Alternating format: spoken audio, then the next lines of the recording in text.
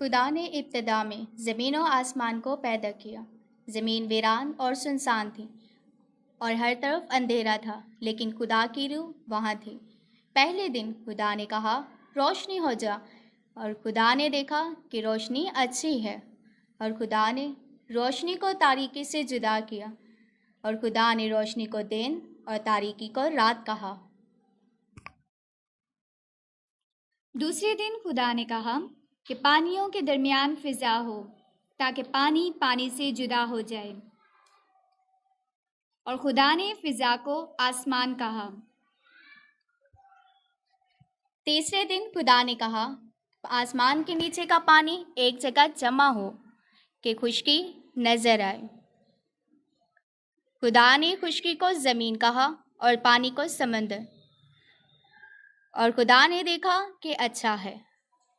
फिर खुदा ने कहा कि ज़मीन घास और फलदार दरख्तों से भर जाए। और खुदा ने देखा कि अच्छा है। चौथे दिन खुदा ने कहा, फलक पर नैयर हो कि दिन को रात से अलग करें। सो खुदा ने 2 बड़े नैयर बनाए, एक नैयर अकबर दिन के लिए और एक नैयर असगर रात के लिए। और उसने सितारों को भी बनाया, और खुदा ने उनको फलक पर रखा कि ज़मीन पर रोशनी डालें। और खुदा ने देखा कि अच्छा है। और पांचवें दिन खुदा ने कहा कि पानी जानदारों को कसरत से पैदा करे और परिंदे ज़मीन के ऊपर फिजा में उड़ें। और खुदा ने देखा कि अच्छा है। छठे दिन खुदा ने कहा, ज़मीन जानदारों को पैदा करें।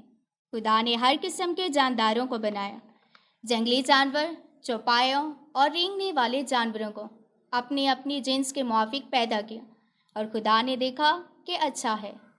फिर खुदा ने कहा कि हम इंसान को अपनी सूरत पर अपनी शबीह की मानद बनाएंगे। और खुदा ने इंसान को अपनी सूरत पर पैदा किया। खुदा ने इंसान को ज़मीन की मिट्टी से बनाया और उसके नथनों में ज़िंदगी का दम फूंका, तो इंसान जीती जान हुआ। और फिर खुदा ने कहा कि मैं उसके लिए एक मददगार बनाऊंगा। इसलिए खुदा ने उस पर गहरी नींद भेजी, और जब वो सो गया तो उसकी पसलियों में से एक को निकाल लिया। और खुदा ने उस पसली से एक औरत बनाई और उसके पास लेकर आया। और फिर खुदा ने उनको बरकत दी और कहा, फलो और बढ़ो, ज़मीन को मामूर व महकूम करो, और समुंदर की मछलियों और हवा के परिंदों और कुल जानवरों पर जो ज़मीन पर चलते हैं इख्तियार रखो।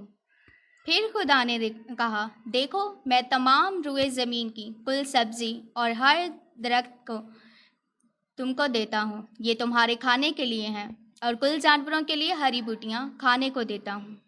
और खुदा ने सब पर जो उसने बनाया था नज़र की और देखा कि बहुत अच्छा है।